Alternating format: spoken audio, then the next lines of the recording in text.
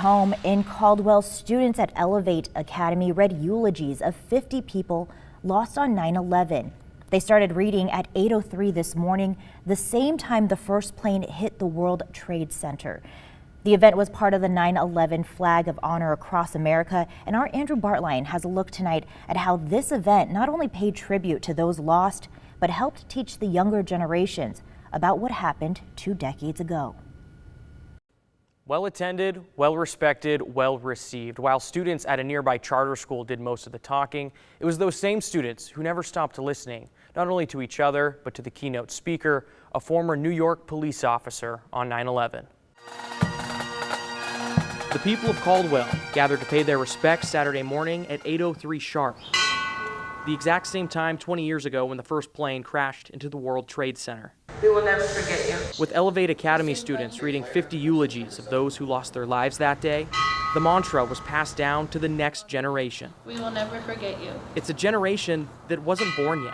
We will never forget you. We will never forget you, Kathy Banton. We will never forget you, Andrew J. Bailey. And for one man on stage, forgetting wasn't ever a possibility. It was one of the worst days of my life. Brian was a rookie with the NYPD on 9/11, and the scenes still play out in his memory. Just the sound of hearing that engine fly overhead, knowing something was wrong but not realizing what was going on at the time.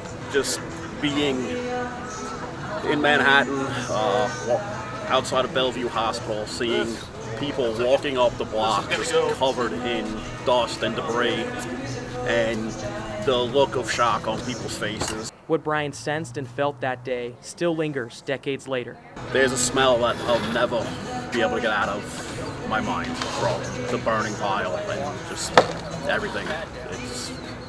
It'll be with me forever. So we say it. We will never forget you. To pay respects to those who left for work and never came home. We will never forget you, Ezra Aviles. To pay our respects to the first responders who lost their lives to save others. And finally, to pay our respects to those who lived through September 11th.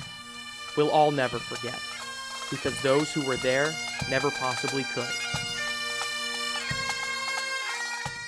I asked Brian if he had a message to share with people who are either too young to remember 9/11 or maybe they weren't born yet. He says it's important to remember what happened 20 years ago, but also important to remember what's happening today and to think of those people who continuously sacrifice and put their lives on the line.